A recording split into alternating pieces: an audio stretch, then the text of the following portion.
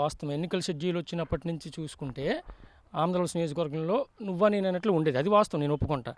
కానీ మేము ప్రచారంలో వెళ్ళేటప్పుడు కానీ, జరుగుతున్న రాజకీయ సమీకరణాల దృష్ట్యా కానీ, జగన్మోహన్ రెడ్డి ఇచ్చిన మేనిఫెస్టో దృష్ట్యా కానీ, లేదా తమ్మినేని సీతారాం గారు చేసిన మంచి పనులు పూర్తిగా గ్రౌండ్ లెవెల్ వరకు తీసుకెళ్లడంలో మేము సక్సెస్ అయ్యాం. ఈరోజు నేను చూసుకుంటే మేము ప్రచారంలో చూసేటప్పుడు ప్రజలు ఆ మా హారతలు పట్టుకొని వస్తుంటే ఎదురుగా అది చూసి మాకు ఒక ఎంత లెవెల్లో మనకు ఉంది, మనం చేసుకున్న మంచిని ఇంతవరకు గ్రౌండ్ లెవెల్లో చెప్పుకోలేకపోయామనే దౌర్భాగ్య పరిస్థితి అయితే నాకు అనిపించింది, నా పర్సనల్గా. ఎందుకంటే మనం చేసిన మంచిని మనం చెప్పుకోలేదు. ఒక్కొక్కరు చేయలేని వాళ్ళు మేము అది చేస్తామని చెప్తున్నారు, కానీ మనం చేసిన మంచిని చెప్పుకోలేకపోయామే ఇన్ని రోజులు. ఓకే అనేసి అనిపించింది నాకైతే. ఇప్పుడు ఆంధ్రవలస నియోజకవర్గంలో జగన్మోహన్ రెడ్డి చలువుతో తమ్మినేని సీతారాం గారు ఆంధ్రవలస నియోజకవర్గం చాలా అభివృద్ధి చేశారు. ఒక కాలేజీలు తీసుకురావడం అవ్వచ్చు కానీ, లేకపోతే ప్రజలకి మంచి జరగడంలో కానీ, ఒక వస్తువు రూపంలో అంటే రైతు భరోసా కేంద్రాలు కానీ, సచివాలయాలు కానీ, ఇలాంటివన్నీ చాలా మంచి పనులు చేశారు.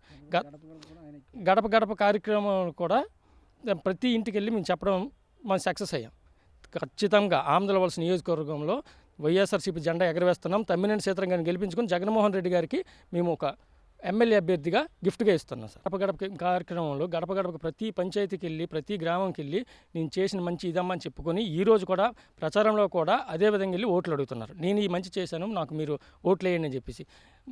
మా నియోజకవర్గం అపోజిషన్ పార్టీ లీడర్ వెళ్ళి నేను ఇది పలానా చేశాను, 2014 నుంచి 19 వరకు నేను ఉన్నాను, నేను పలానా చేశానని చెప్పి అడుక్కునే పరిస్థితుల్లో లేరు అతను. ఎందుకంటే ఏమి చేయలేదు కాబట్టి.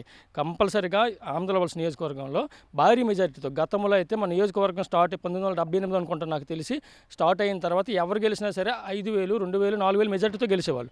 గతంలో తమ్మినేని సీతారాం రికార్డుని బద్దలు కొట్టారు. 14,500 పైచిలుకు ఓట్లతో గెలిచారు. మళ్ళీ అదే విధంగా భారీ మెజారిటీతో మళ్ళీ గెలిపించుకుంటాం తమ్మినేని సీతారాం ఇక్కడ.